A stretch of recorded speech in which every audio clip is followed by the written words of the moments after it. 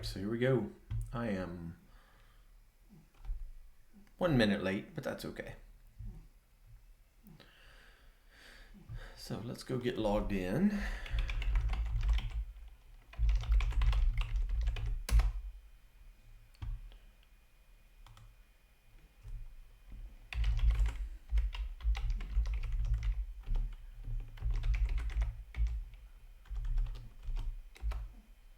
That's not the right password.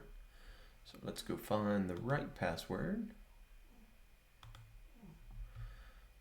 Bum, bum.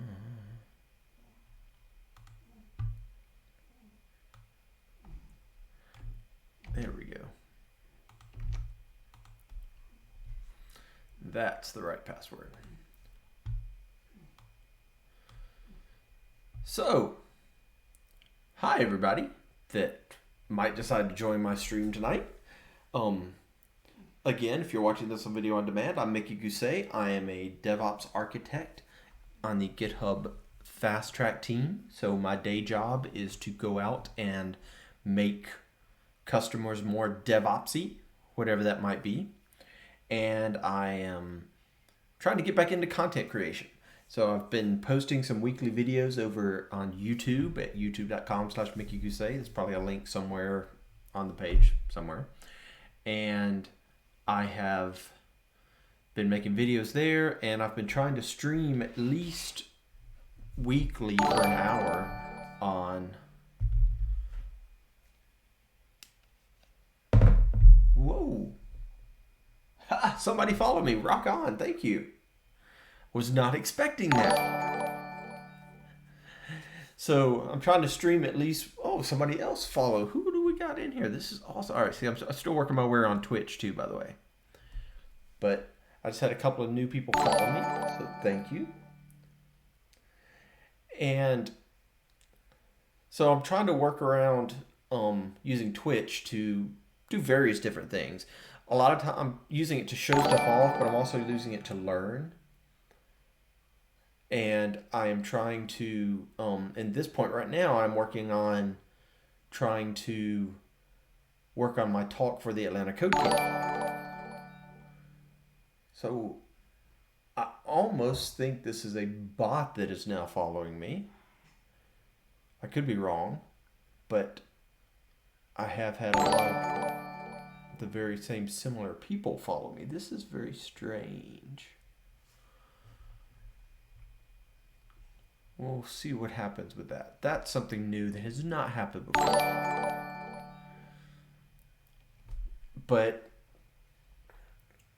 so what I'm working on today is I've been working on this talk for the Atlanta Code Camp. And if you've watched the other video on demands that are there, then you've seen that we've created a variety of these different workflows, starting from very basic workflows all the way up to being able to do a full functioning push, take a web app, push it to Azure, go through pull requests, go through the push to main, go to deployment to different things. But GitHub Actions, if you've messed with GitHub Actions at all, there's more to it than just... What is going on? Hold on.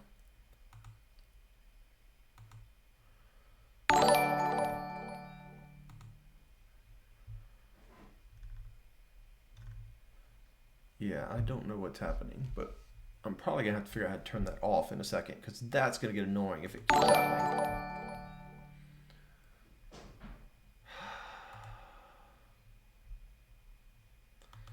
One second.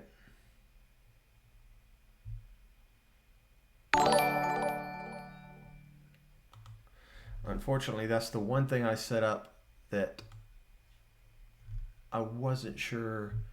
I don't remember how I set that up.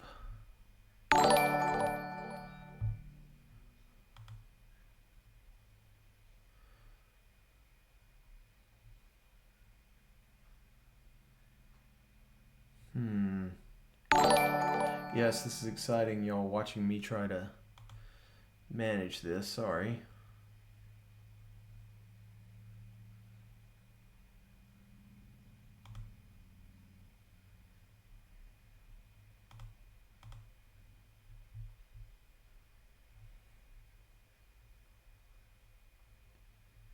Well, I did it some way. I just don't remember how I did it. Is it my streams? So I will have to figure that out, because otherwise I could see where if it keeps up, that could become a little whatever. Anyway, let's actually try to get this thing started now. Maybe that has slowed down for a little bit.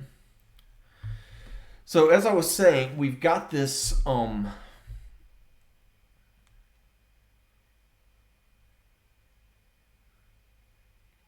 talk I'm working on where we have all of these different GitHub Action workflows that we're showing off, all the way up to the demo 5 one that we've created, which actually does a deployment to Azure. But now I wanted to try to do a little something that will allow me to interact with the audience at the conference. So allow audience interaction, show off a couple other features of GitHub, as well as show off the fact that you can do more with GitHub Actions than just CI/CD. Because remember, it is a workflow automation system that can trigger off of anything that happens inside of GitHub. So any event. So not just push or pull request, but it can trigger off of something happening in an issue, something happening, someone creating a release. It's, someone doing something in a discussion, any kind of event that can be thrown. And there's a whole list of them in the documentation. And in fact, if we come over here and look for GitHub Actions docs, then this documentation is a great place to start to find information. And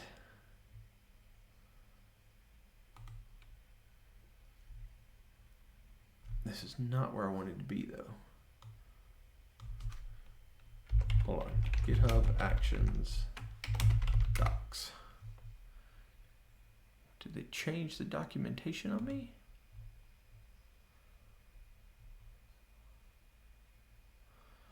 Oh, looks like they've changed the documentation on me a little bit. Oh, there we go. They have changed the documentation on me. Events that trigger. So, these are all the different events that you can use to trigger your GitHub action. So we can trigger off of any of this stuff. So I'm figuring I want to make an interactive demo that I can use to interact with the audience and they can actually see something happening. And so what I'm going to do is make it to where the goal is, if we can figure this out, is in my repository here, anytime someone stars the repository, and this is a public repository, so anybody can come grab the code, they could star it, they could watch it. But what I want to do is anytime someone stars the repository, I want to change the color of a light bulb. Now, let me move this over here where we can see it just a little bit better. So, what I've got way over here, and I'm too lazy to unplug it and try to bring it back over there, so bear with me. It's exciting, I know. What I have over here, right here, is a light bulb. Now, this isn't just any particular light bulb. Is that going to really be bright? Oh, that's really bright. All right, let's do this. Let's turn this off. We'll leave that on. But what I have is a light bulb. All right, and that's not any particular light bulb. That is this light bulb, which is an LIFX. You can connect it to your internet kind of light bulb. Now, that's really bright. So, let's see. And in theory, I should be able to. And that light bulb, in theory, should be connected to the internet. To where, if I came over here,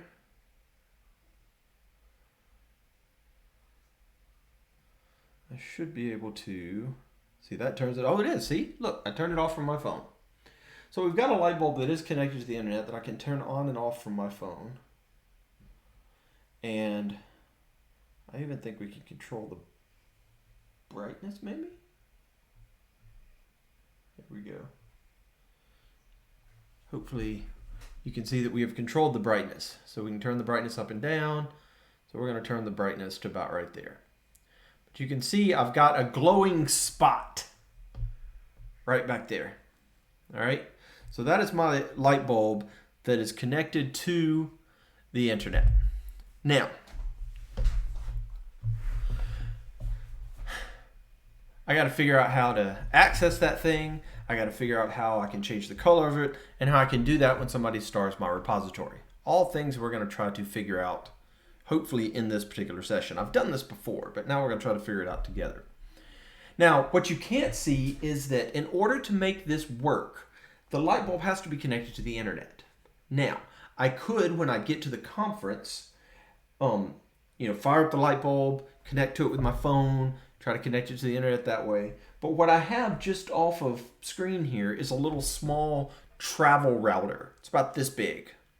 And just a little travel router that you could use like in your hotel or in other places, and you can plug the internet into there, and then you can connect to it to get access to the internet. So what I've done is I've connected my light bulb to that travel router. So what that means is that all I have to do when I get to the conference is connect the router to the internet at the conference, and the light bulb will be connected to the internet, and it will just work. So that's nice.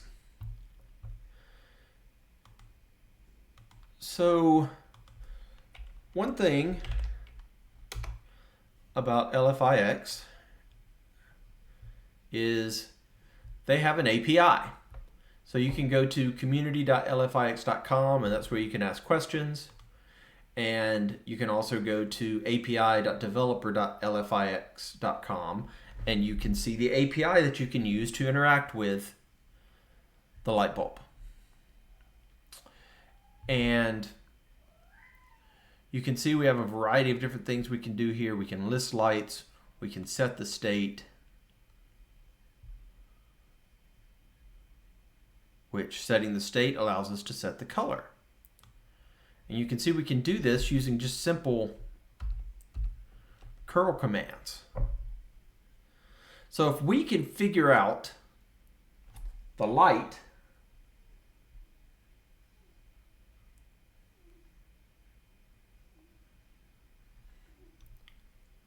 and we can figure out the curl command to call, then we should be cooking with gas and hopefully in a good spot to make all this stuff work.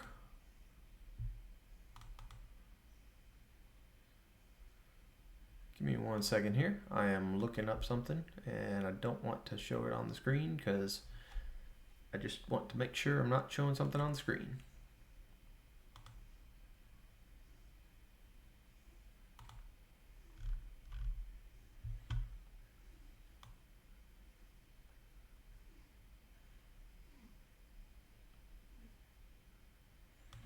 All right, so it looks like we should be able to use this and change the state and make this work by doing a put. All right. So the catch is I don't necessarily want to, I'd like to test some of this, but the problem with testing some of this is it also requires me to potentially show you my app token. Let's see if we can figure out how to get the app token. So I know if we go to cloud.lifx.com, LIFX.com.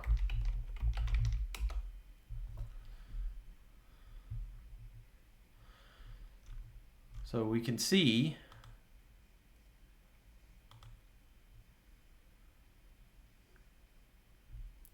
that I've already created a personal access token that I'm going to use for accessing the APIs. And I did that by just clicking generate new token. I'm not going to do that for you again. And we can see from a devices standpoint that I've got two devices. I've got my window lamp, which is the big window lamp behind me. And then I've got the little light bulb, the demo light that was what I'll be using to travel. So give me 1 second here, because I wonder if I can do this. I wonder if I can say I'm trying to see, I'm using a terminal window off screen right now to see if I can make it where I can use this personal access token and be able to test some stuff without actually just, showing you my personal access token. So let's give this a try, see what happens. Oh, that is not the right thing to click.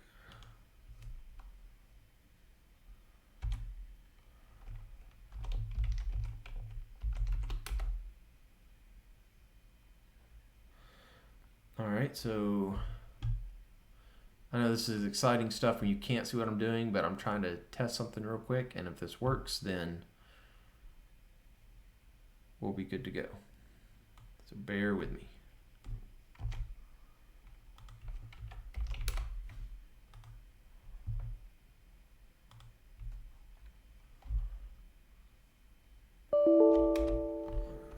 All right, so let's see if this works.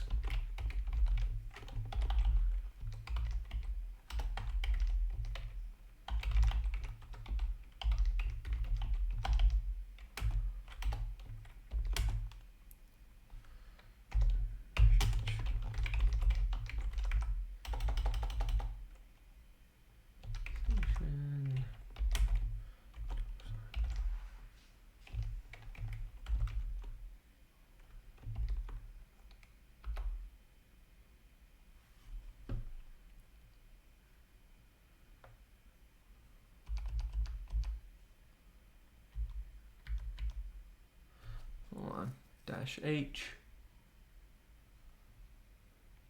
curl,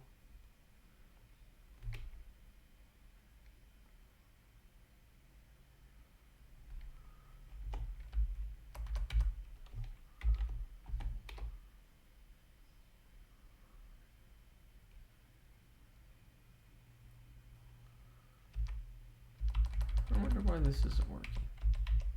That's frustrating. Ooh, no, didn't work. Okay, so this won't be as exciting as I thought, but we will figure it out.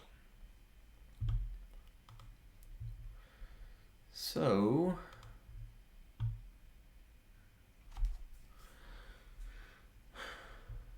first thing I need to do is just figure out how I can do this curl and make this curl work. So I apologize for, I know how to do it. There we go. Hold on 1 second and then I'll be able to hopefully show this to you like I want to.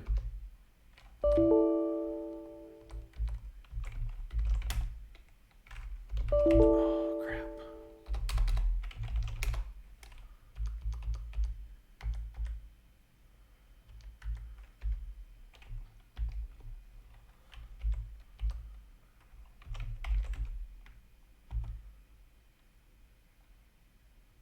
Wait.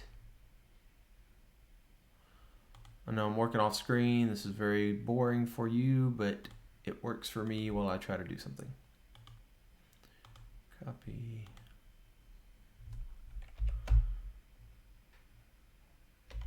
And then paste this. So now if we do a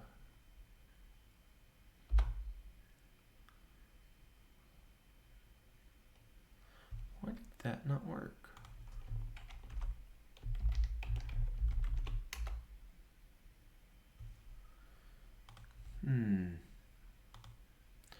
So I'm trying to figure out is how to set an environment variable in my WSL such that, let's look over here, such that then I can do some testing in my WSL with the curl and be able to show that to you. So set Linux environment variable. I am not a Linux person.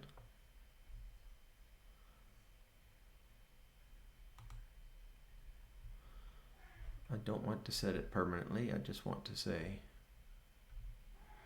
figured I should be able to just do an export.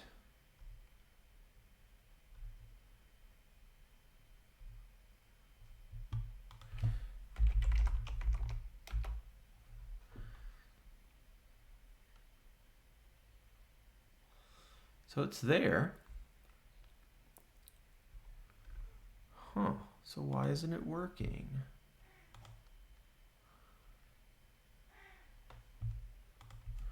All right, so does this work?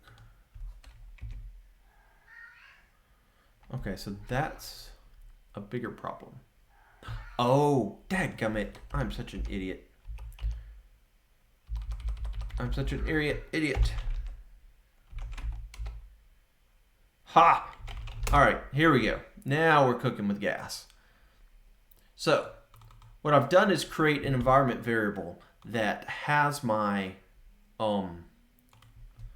personal access token in it. So now I should be able to come back over here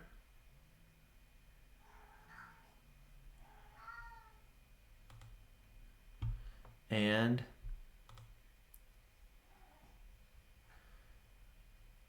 take something like this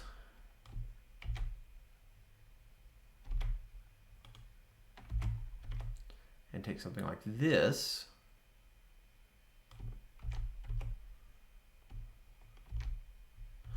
and change this to be the environment variable that I set, $LIFX path. And if this works,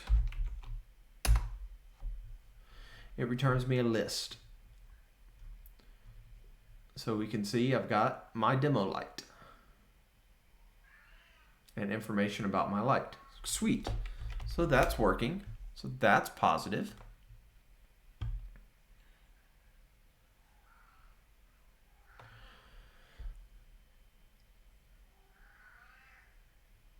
So we can use that to get the bulb ID, because you'll notice there's a bunch of different variety of different information that's in there, and one of the pieces of information is, say, the bulb ID.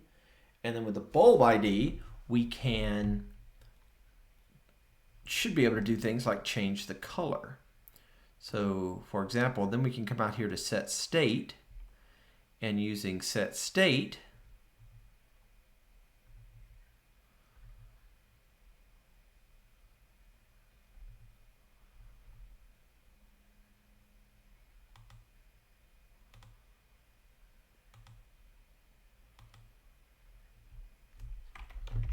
demo bulb,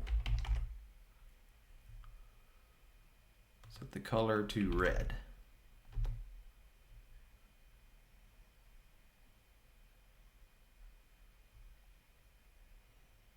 What does that do?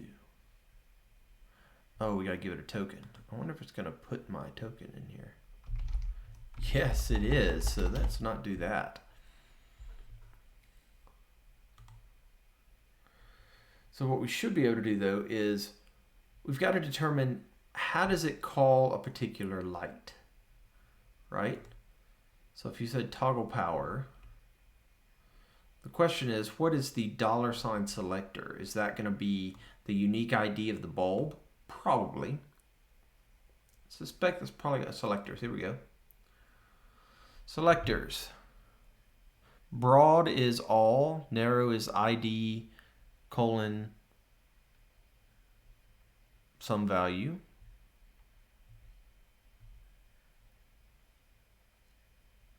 So I should be able to use or label. Looks like I could also use label. The problem is my bulbs have names that have spaces in them, and that's probably going to potentially screw things up a little bit. I don't know though. Let's find out. Because we come back out here and look at this thing, then we can see that my bulb has a name of my demo light, and also has the ID there. But let's see if we can get this to work.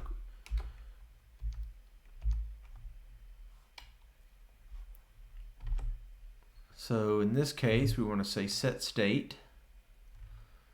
And what we want to call is that. So we want to call this.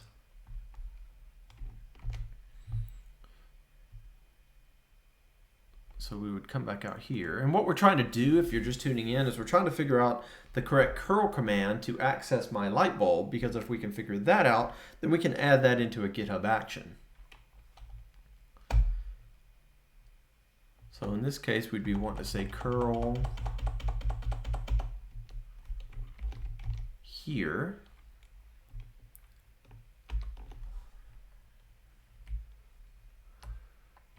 And then for selector, the question's going to become my demo. Is it my demo light or my demo bulb? I think it was my demo light, but we can double check that too, because if we come over here, my demo light. So I'm wondering whether the name's going to work or not, or whether we have to have the ID value. That's what I don't know. So let's try my demo light. And then if we come back to being able to set the state, we've got to have an authorization. So this is going to be, well, come on. This would be -h, authorization,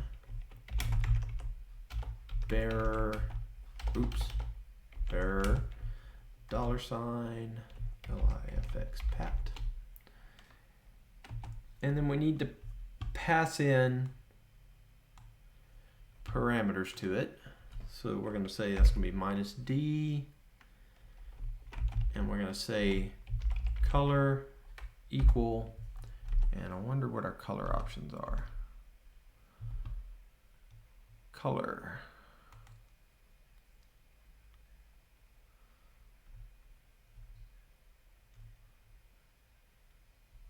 I wonder if we can just do name red. Sets color to red, but doesn't affect the brightness. Can we just do names? Let's try it. And color equal red. So if I do this,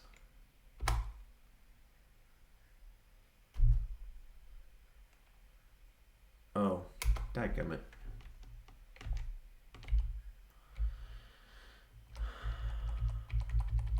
Personalized token pat. There we go.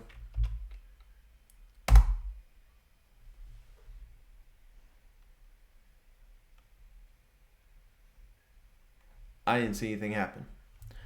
So I obviously did. So but that was using my demo light instead of the actual serial number. So let's go grab the serial number.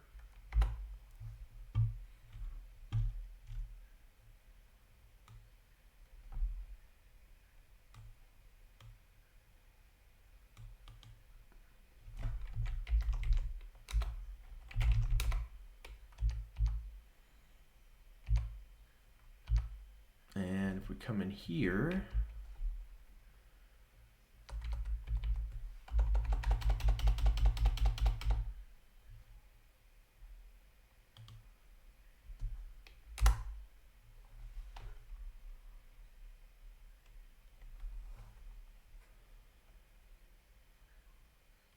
I mostly expected that to work.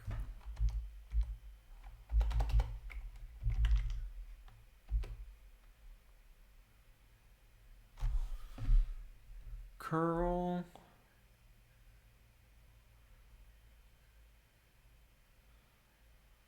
Light bulb. My ID. Well, that's just weird. Authorization.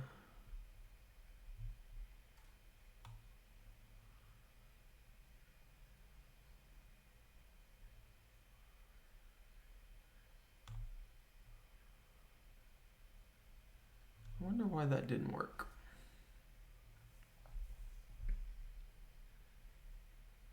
So let's see. Can I get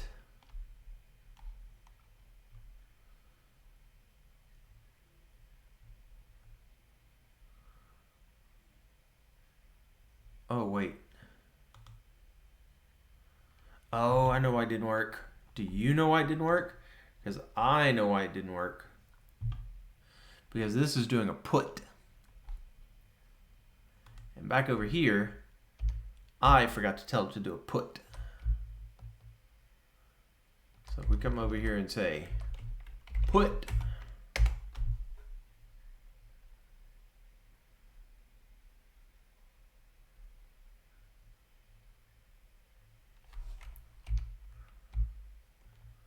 I need to have a dash X on there? Dash X. Oh, it changed the light bulb color. Let's change it to something else. Let's change it to red. Oh, it changed the light bulb color. It's really hard to see it, but it's right there. In fact, here, let's do this. Turn that off. Then it'll be a little bit easier to see.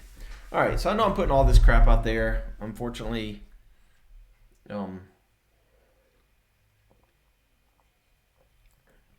but hopefully without my authorization token, you can't do much to, hurt me too bad.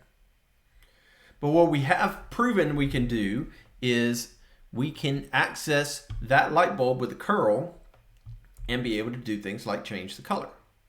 So what we need to do, I think, is create a couple of new secrets in my repository. One for my personal access token and one for my demo light ID, just so I don't have to remember it every time and it's not hard-coded, say, in my workflow file. Even though it's here in this Twitch stream, maybe it's not in my workflow file.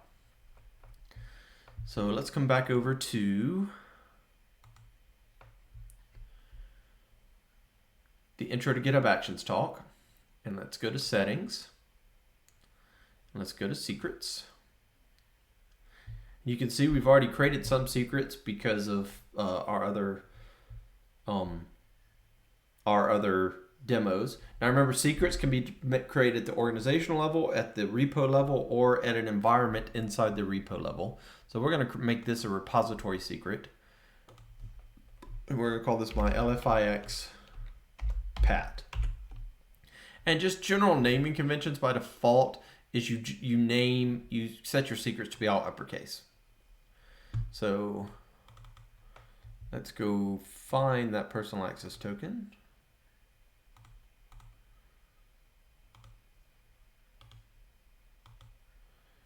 And I'm going to set it not in front of y'all, if that's okay.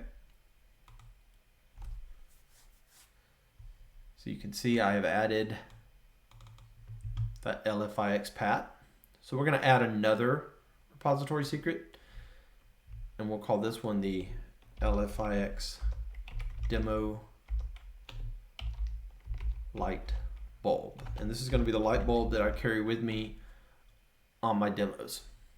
And since you've already seen this number multiple times, we'll just come out of here and get the ID value and paste that in. So now, because we have added these two secrets, we need to actually, make sure this works. So let's go create, and if we come back and look in our code and look in our workflows, then we're up to demo 6. So let's create a new file.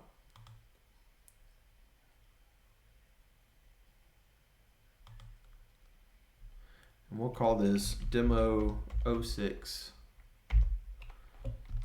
star the repo.yaml.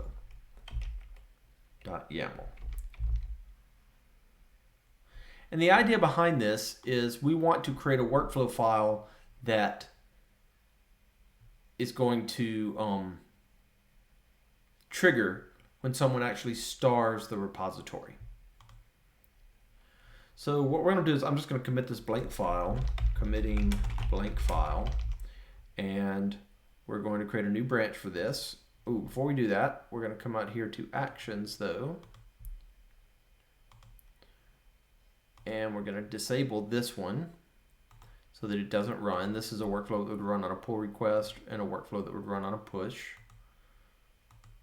So let's disable those so those don't run accidentally right now and just create extra stuff that we don't need. So we're going to create a blank file, and we're going to create this to Mickey Octodemo, and we'll call this demo 6 to that branch. And I'll go ahead and create a pull request. We're going to call this the demo.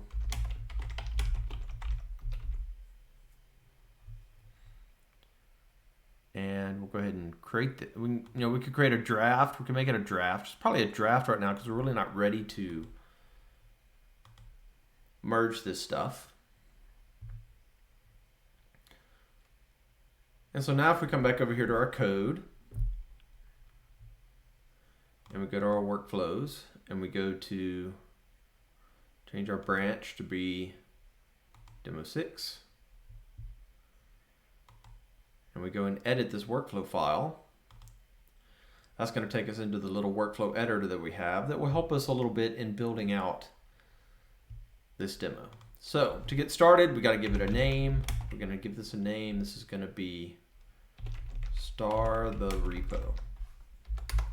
We need to give it the trigger. And the trigger initially is just going to be workflow dispatch.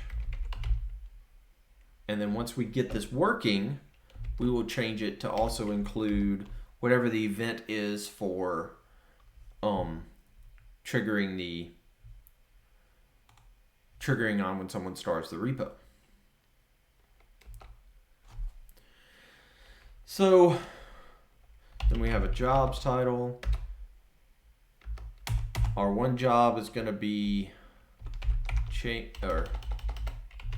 change the bulb color, and we'll give it a name, a display name. Change the demo bulb color, and we'll give it a runs on, and this is going to be just Ubuntu latest. And we got to have the steps.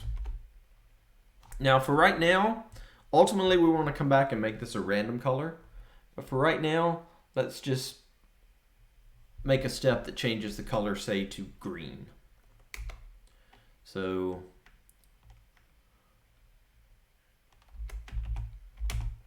this would be name, change the bulb color, and then we're just going to do a run. And that run is essentially going to just be the curl command that we ran over here. So let's grab all of this. Let's copy it.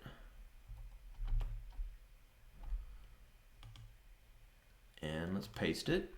But we need to replace a couple of things, right?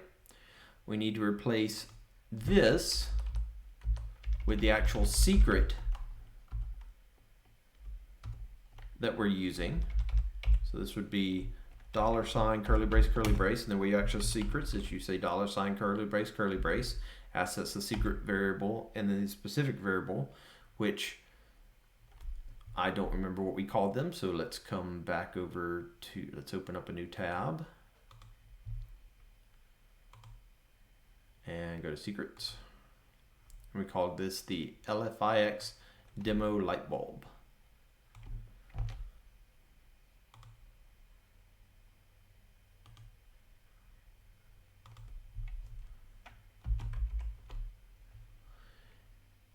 And then we need to access our secret that has our personal access token in it, which is LIFX_pat.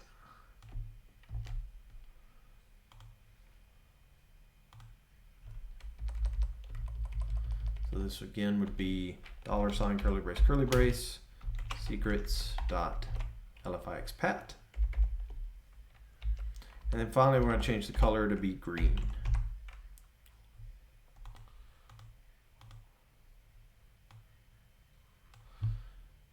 Let's see. Incomplete explicit mapping. A key node is missing. Oh, let's hope that that's okay. Now, notice I put this on a second line. I didn't have, but I didn't. So basically, by putting a pipe sign on a run statement is where you say I want to have multiple lines after this run statement. I could put this back on the same line, but sometimes I just like having, even if it's one line, having it underneath. So that's just kind of, in this case, it's a stylistic kind of preference for me. So in theory, this will work, but we've got to commit it all the way to the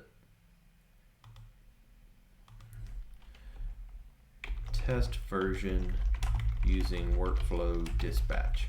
But we've got to get this all the way to the main branch before we can actually execute it as workflow dispatch. So we're going to commit it to that branch. Then we're going to come back out to our pull request.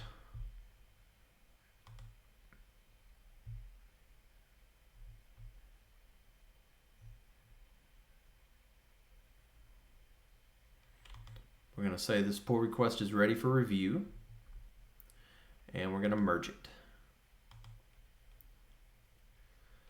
So now the action is out there, the workflow is out there. So if we come back up here to actions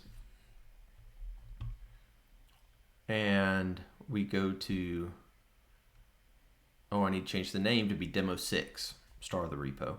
But if we go to star of the repo, and we say run, then if this works, and we didn't do something wrong, the light bulb will change to green.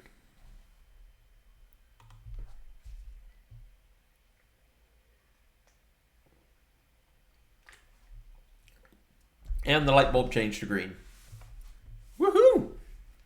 So, progress. Okay. So the next step then would be, let's go back to our code. Let's come back in our workflow file. Oh, click the wrong one. Let's go back over here. Go into demo 6. Oh, wait. Do we still have the branch? I think we still have the branch, right? Yes, we still have the branch. So let's go to the demo 6 branch. And let's make a change on the demo 6 branch. Ooh, somebody's following me. Yay! So we're going to make this demo 6. Oh, crow. Is that happening again where somebody follows me multiple times? I have to figure out. I thought that was going to be really cool to have this little musical thing that happened when somebody followed me, but now I'm afraid it's getting abused. We'll try to ignore it as best we can, and I might turn that off in the future. So just to prove to ourselves that this thing works, let's change the color from green to, say, yellow on this one. And we change the name to be demo 6. So let's commit this and changed color to yellow, and we're going to commit this to the branch.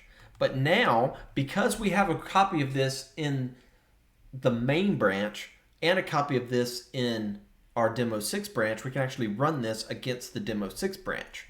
Because remember, the copy in the main branch sets it to green. The copy in the demo 6 branch sets it to yellow. And we can see that by coming back out here to actions. Click star the repo. You'll notice the name hasn't changed yet because we haven't pushed that to main branch. But if we come out here and run this, we can run this against the demo 6 branch. And if I'm correct,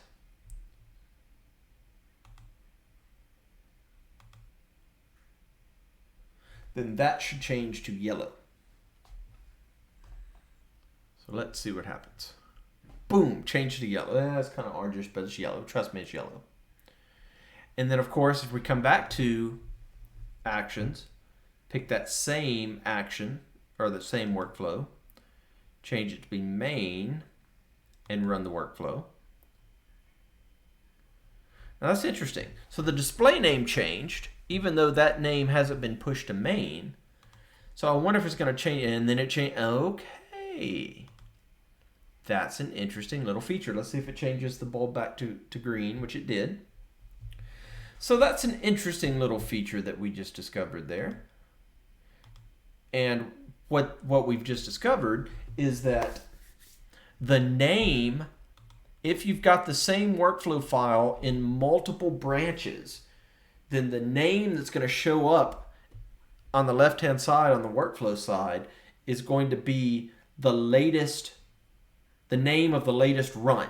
So we have, we have a different name in the main branch than we do in the demo 6 branch. And so that varies back and forth depending on which branch we're in.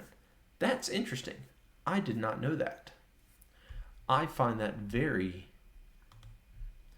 interesting. Okay. So this is all fine and good, but we need to actually figure out how to make this work with triggering when someone actually stars the repo. And then we got to figure out how do we randomize changing the color. And I have a way to do that. I'm going to cheat and copy that over here in a second. But let's go ahead and, add both of those in while we're at it. So let's go back to code. And let's go back to our demo 6 branch and GitHub workflows. And let's edit this. Now, if you've seen my previous videos, obviously some of the things we can do is we could be using VS Code to edit this, just local. We could be using the web editor, so I could hit the period and it would open up VS Code in the browser, and then we could edit directly in the browser if we wanted to. But I'm just making the changes this way because they're relatively easy. Now, there is an event that triggers when someone stars your repo. So if we look at this list of events, there's an event called watch. So basically, anytime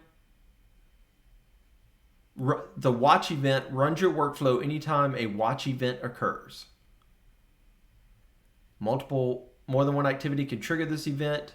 In this case, if you watch for a type's started, then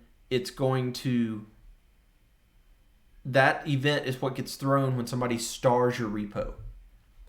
So we can watch for that and trigger off of that by adding, now we're going to keep the workflow dispatch, so we can still run this thing manually. But we're also going to say watch types started. And so we're watching for a started event. So that means somebody has starred my repo and is watching my repository. Now, we also need to come down here and add another section, another step here.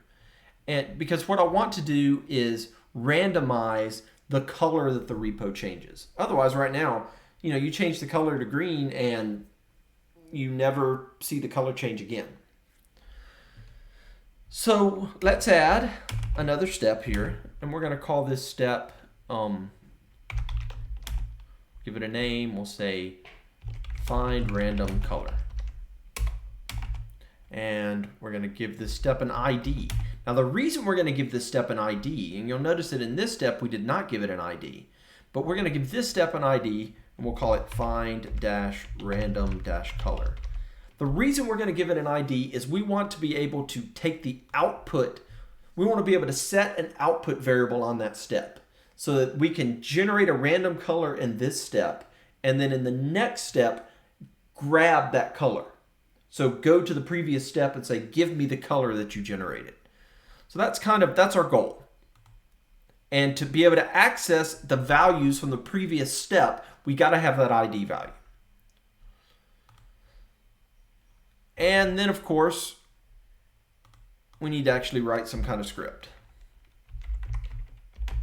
that's going to generate this random color for us. Now, I've already done this in order to save us a little bit of time.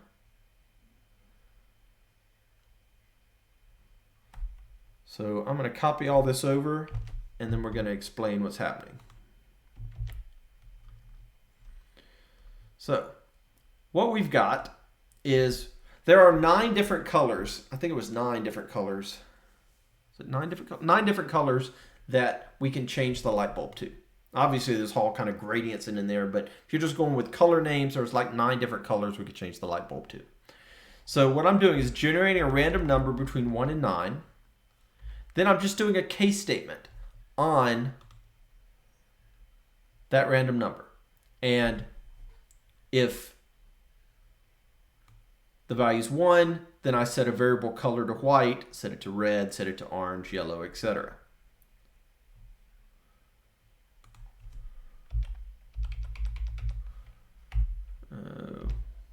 Let's fix all this.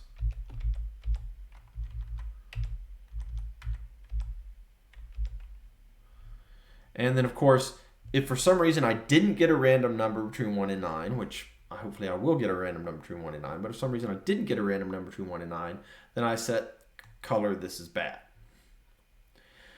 I'm echoing out the random number that's generated and the color that gets set because just honestly, that's my debugging. Now, I could have hidden this, and there's a way, and we might come back and update this. That's not a bad idea. Because right now, this just outputs this to the workflow run log.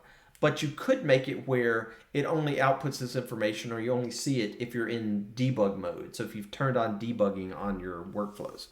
But for right now, it's just going to output those.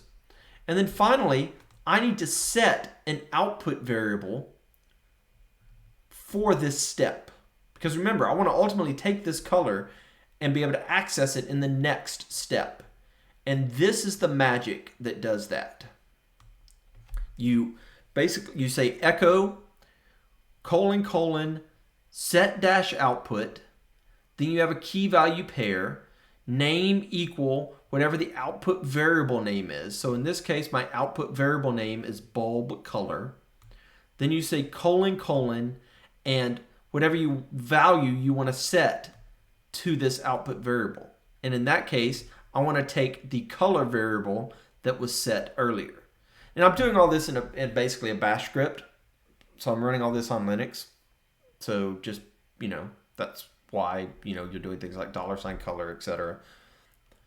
But what this step does is creates an output variable called bulb color, sets its value to $color, which is set up here earlier, and I'll be able to access that output variable bulb color using this ID value for the step. So I'll be able to say, hey, find random color step, give me the value for bulb color.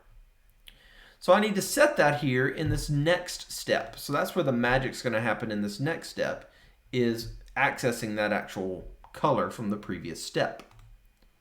Because right now, as you can see, we have it hard-coded to yellow. So what we're going to do instead is we're going to say $, curly brace, curly brace. Then we're going to say steps. So we're going to use the steps context object and say, hey, steps context object, I need some information. Specifically from find random color step, I need you to go to the outputs from that step and give me the bulb color that was set. Curly brace, curly brace. So this should now give me a random color and change the bulb to a random color.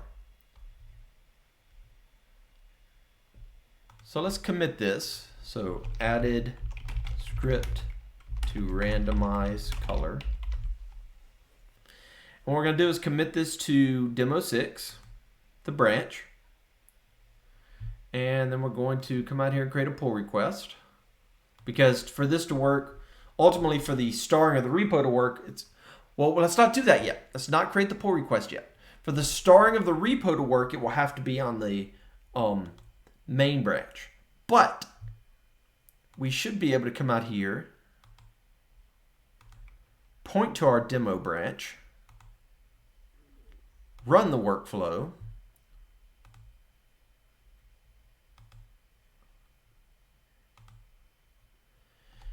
it should generate us a random color.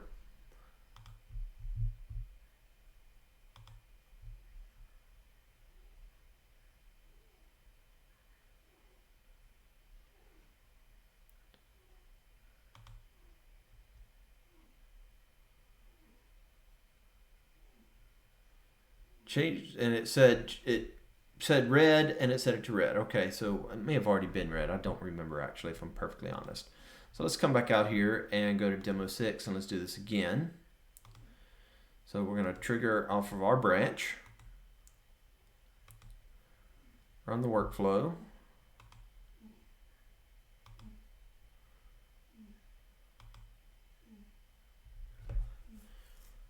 Hopefully we'll get something non-red. Let's see what happens. Find a random color orange. I'm not sure you can tell the difference between orange and red.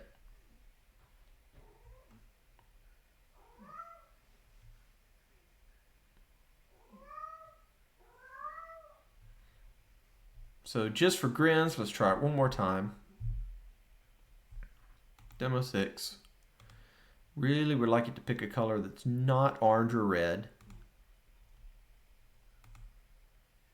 Run the workflow.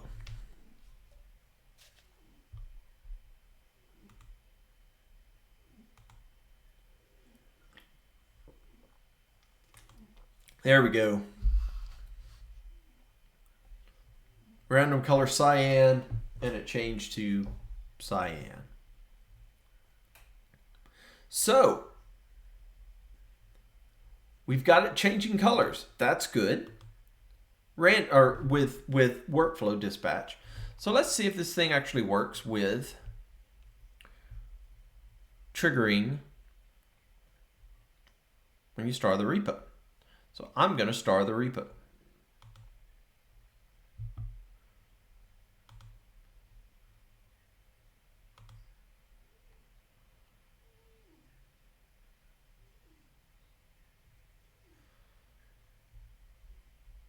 And it's not going to work. And you know why it's not going to work? It's not going to work because we're still on a branch. We haven't pushed that change to the main. And that starring of the repo is only going to trigger workflows that are on the main branch. So let's create our pull request.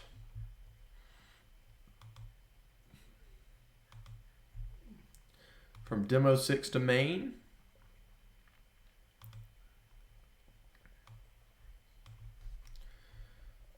And moving change to allow starring of repo. And we're going to create this pull request.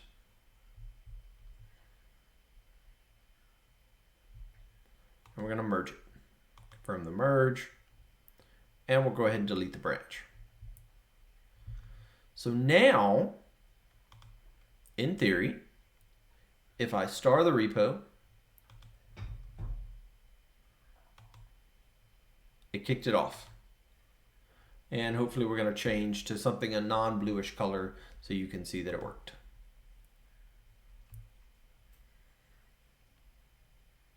Changed back to orangish reddish. There you go. Now if you're watching this right now, if you go to github.com/mickeygousset.org/intro-2-github-actions-talk, which if you just go to github.com/mickeygousset.org, and you should be able to see it. It's a public repo. If you're watching right now and you go and star this repo, then we should see some actions kick off, and you can change the color of the light bulb. So that's the idea of this in the demo when I do this in at the code camp. It's going to be, hey, check it out. Let's have some audience participation. Now what I'm going to really suggest people do, is also on your phone, install the GitHub mobile app. So if you haven't used the GitHub mobile app is just an app you can put on your phone that you can use to access different things inside of GitHub. And one of the things you could do is you could access this repository, and you could star this repository if you wanted to from that. And it's, a a cool way to work with GitHub, and also just another cool way to interact with this demo. Or you could just go to the website on your phone, browser, whatnot, and be able to start. So this will be an interesting little interactive way for people to work near the end of the presentation to get the audience kind of involved. So if you got any feedback on that, I'd love feedback on that. Otherwise, if you want to give it a shot, feel free. Just feel free to star the repo. It'll change the color of the bulb.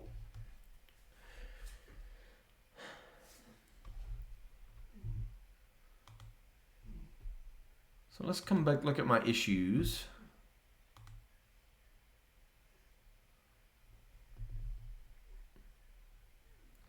See, I've already done this one.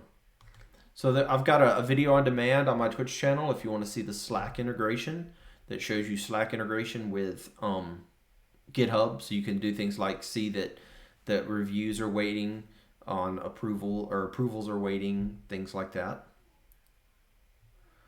Let's come back out here to my cleanup.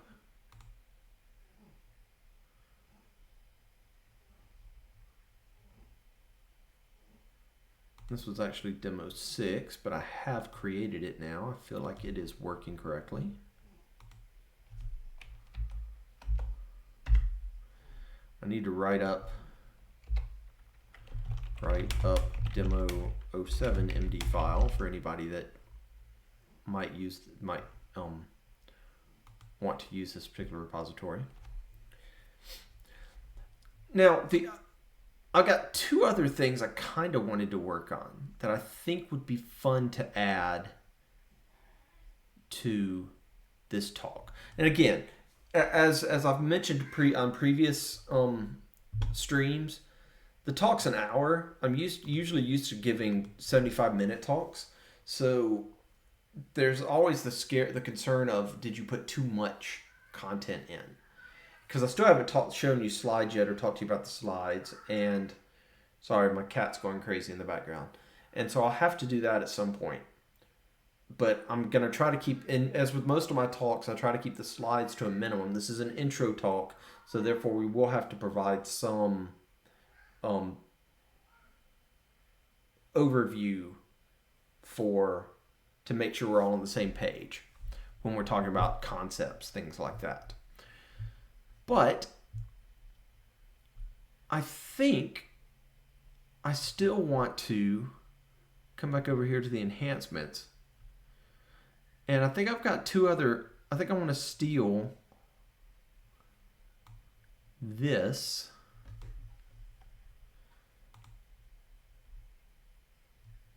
enhancement, because I think I want to make my end-to-end demo where I have the pull request and the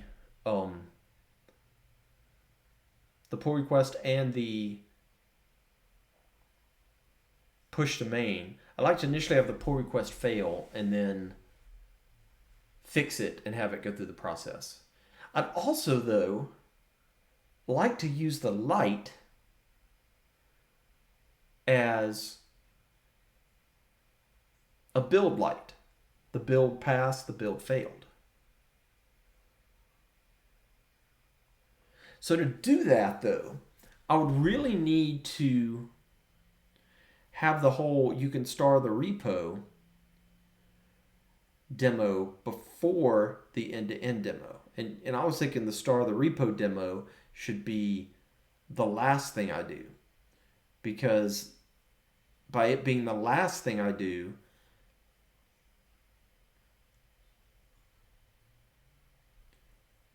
it just kind of said, oh, and look, here's what we can do that's not CI/CD. So I have to think on that. I have to think on that whether I want to add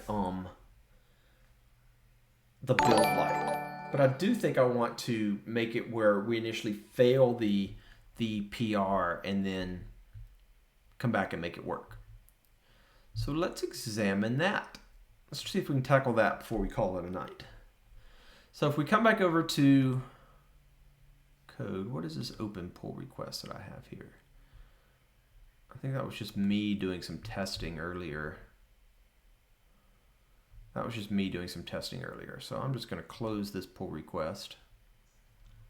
And we're going to come back out here and we're going to whack this branch.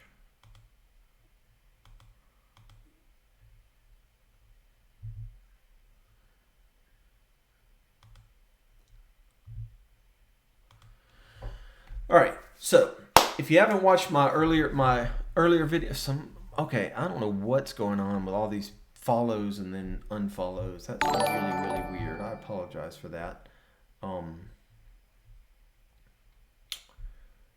I got to figure out how to turn that off. I thought that was going to be cool, but it's obviously getting abused somehow. But what we've got for our demo 5 is this is actually a deployment out to Azure. This is actually a .NET MVC web app that we do a build and a test, and then if everything looks good, then we deploy it out to Azure. So if we want the PR to fail initially, we could just come into here and just for grins, in case anybody watching hasn't seen it, I can hit period and we get the web editor, which is basically Visual Studio Code running in the web.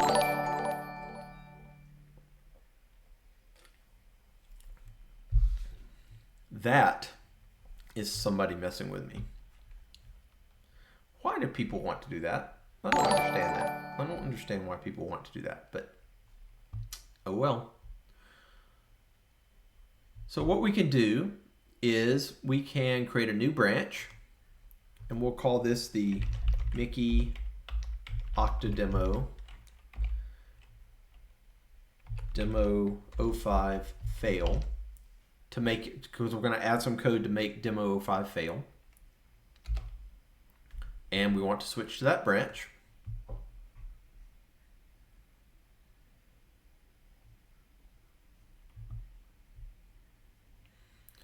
And then we'll go into .github, workflows.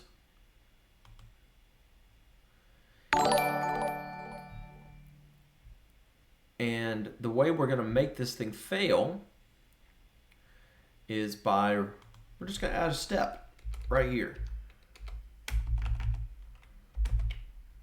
And this step's going to have a name, make PR fail, run.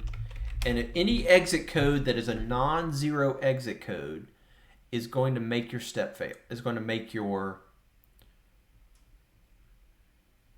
workflow fail. So we're just going to do an exit right here to make this workflow fail. Not even do anything else, just make it fail. So let's save this change. Oop, that's not what I want to do. We can say file, save this change. And then we're going to come out here and we're going to stage it. Added fail code. And we're going to commit it. So let's go back to our repository. And let's go ahead and take this code. And we're going to create a pull request. And we're going to merge that pull request. And we'll delete this branch. So now what we've got is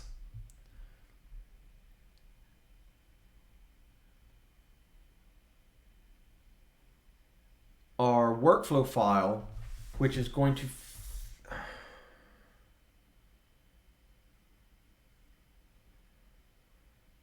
okay, that's interesting.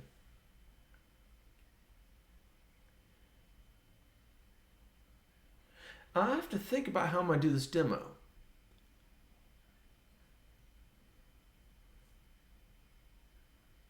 Because I'm making a change on a branch, which is going to trigger the... Oh, this will be interesting because we'll be able to see, does it run the workflow file on the branch or the workflow file that's on the main? Okay, we'll find out. We'll find out. So that's fine. We'll keep that branch deleted. So now if we come back over here to Actions and we enable these two workflow files. And let's run through the demo and see if it's going to work the way we think we want it to work. So we come back over here to code. We say, hey, look, let's make a change to my web app. So we're going to views, we're going to shared views, we're going to layout, and we're going to make a change that says, let's cancel those because I just messed that up. Let's edit. Let's make a change to change this line to be please work.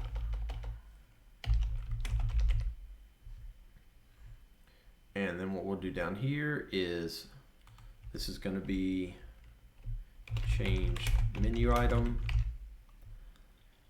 We're going to create a branch called Mickey-Octodemo please work.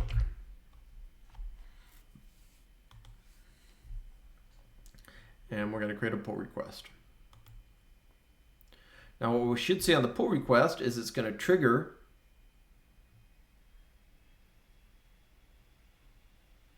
the workflow, and the workflow should fail because we have that exit code of -1.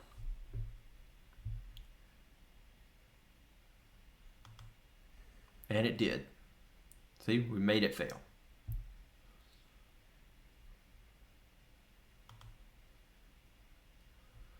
And of course, if we had set this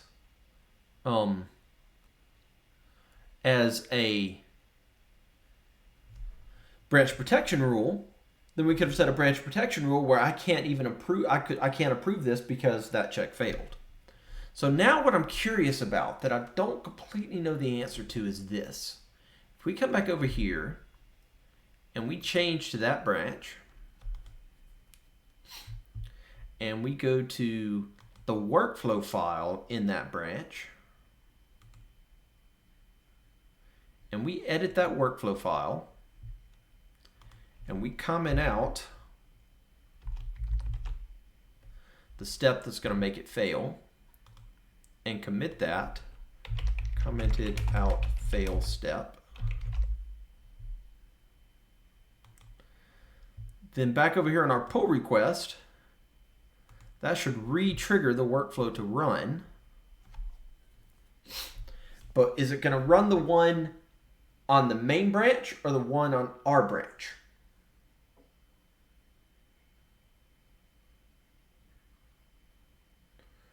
I'm betting it's going to run the one on our branch. Let's go look.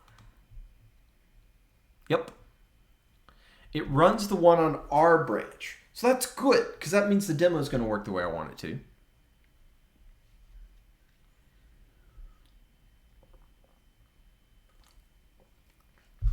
And it's going to build it.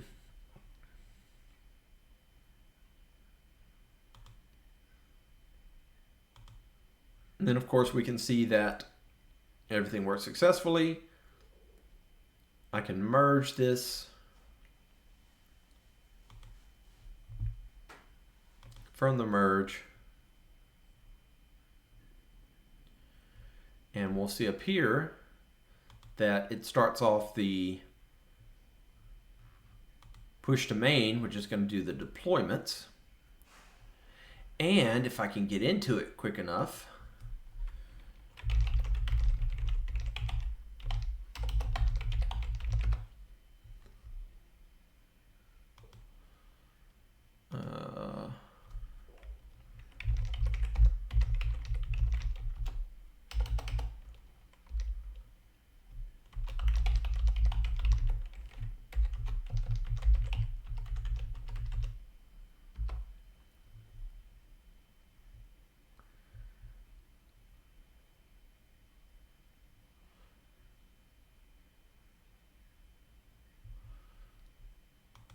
and here's my intro to GitHub Actions talk. If we scroll down to the bottom, you can see that I just started these 9:16 p.m. I just started these deployments to QA and dev.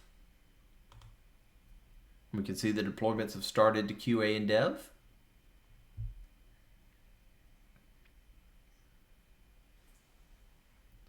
And once those deployments finish, then we'll also see, we'll get prompted here, hey, there's a review waiting.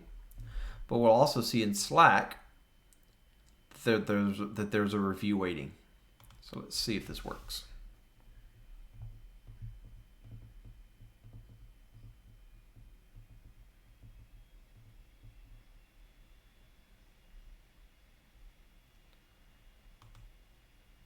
So you can see that QA and dev both finished, so both green. And in Slack, we're currently waiting on review. So I can come over here, I can review the deployment, I can approve it or reject it.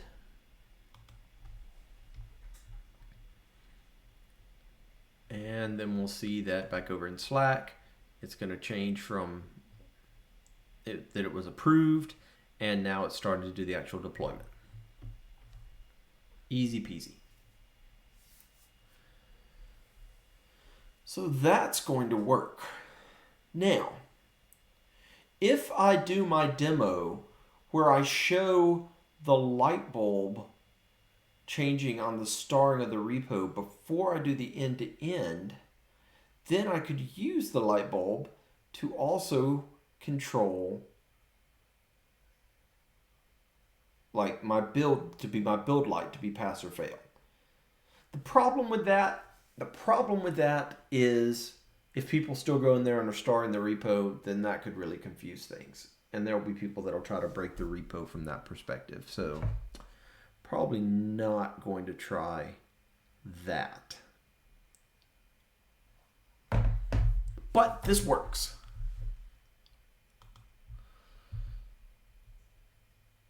So back over here on my demo enhancements, we have added code to make it fail initially. So let's go set that back. So first off, let's go to Actions and let's disable these so they don't run every time I'm doing pushes and pull requests.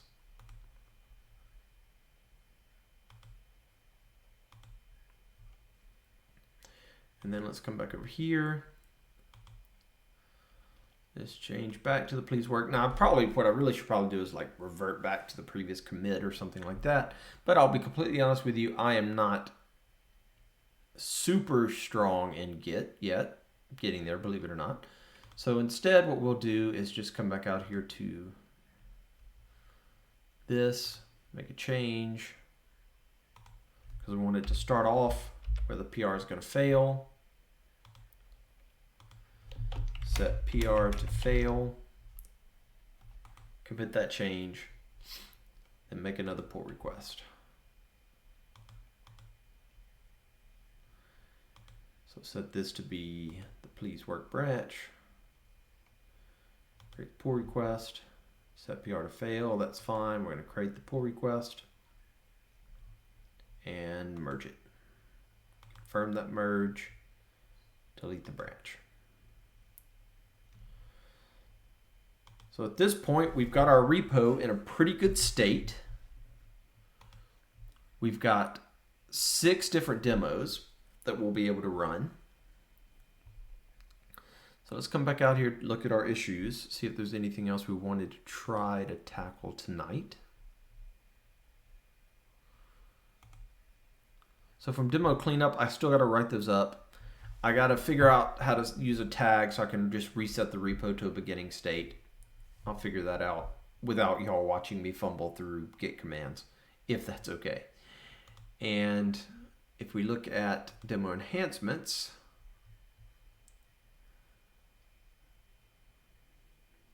I don't think I'm going to have time to really work with the CLI. And I'll look at this one as more of an advanced, to go in the advanced topic. I would have time potentially to turn on debugging. Conditional steps and concurrency are going to go in my advanced talk. Now, if I needed more time, I've actually done that. If I needed more time, this could be something, the status badges could be something that you add if you need more time. That wouldn't be that difficult necessarily to do. I am curious about this one. If I can combine my dev QA deployments into one job using a matrix strategy. So let's go back and look at that code and see.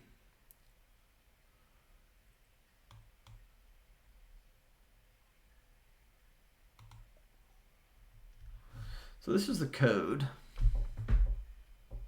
Now, if you want to see what a matrix strategy looks like first, let's go to, I think it was demo 2. And demo 2, you can see we're using a matrix strategy to define the OSs we want to run on and the versions of Python. And then we just say matrix in the variable to access that value. So that makes me wonder, could we come back up here to code workflows, and here's my workflow that does the push to main. And really the only major difference between deploy to dev and deploy to QA is the environment we're targeting, the URL, and the slot.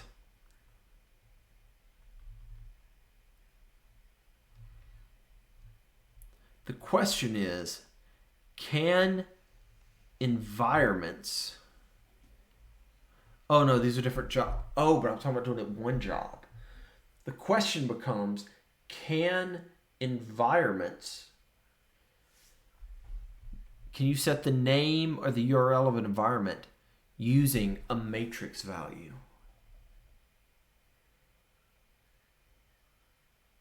Can they be dynamic?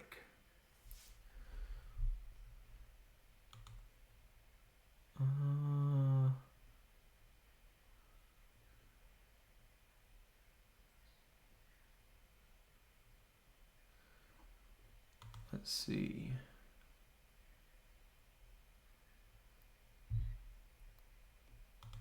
Environments.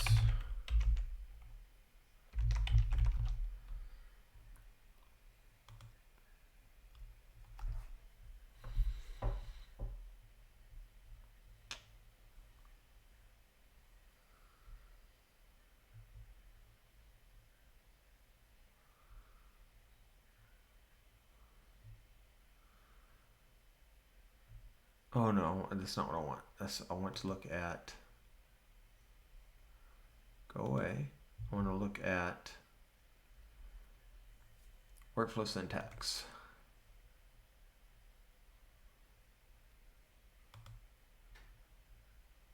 No, not EMB. It would be, what was that syntax? Wow, I'm drawing a blank. It's called environment.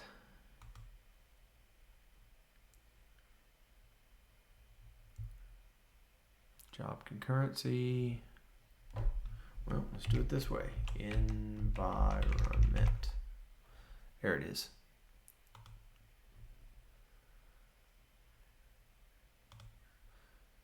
All right, so that needs to go away.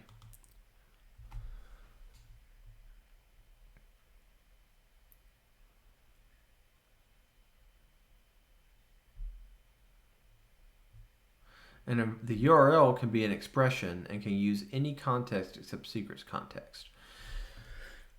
So that implies to me that the URL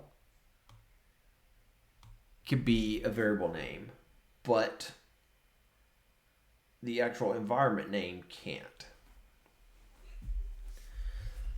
So if that is the case, then that means that I can't take both of these and make them one job because I can't dynamically create the environment name. I'm gonna have to try that, I think. So I think what I'm gonna focus on next time is,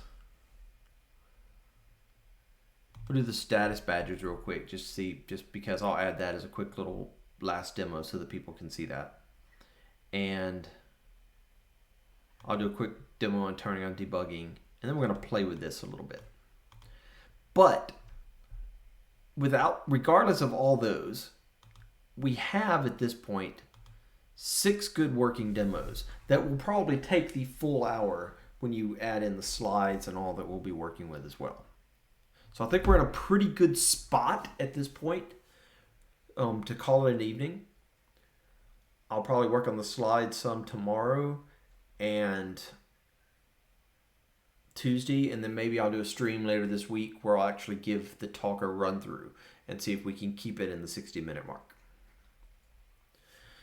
So I'm going to unstar my repo. Maybe other people will star it, who knows. Well, for those of you that watched, I appreciate it. Sorry about the fumbling in the beginning. And I appreciate you watching. I'll have a video up tomorrow on my YouTube channel. I'll have probably both this stream up tomorrow on my YouTube channel as well as a video on upload artifacts and how you can take the build artifacts from your jobs and upload them to the workflow so you can view them or access them in other jobs. Hope you've enjoyed the stream, and I really appreciate y'all coming out tonight. Thanks for watching.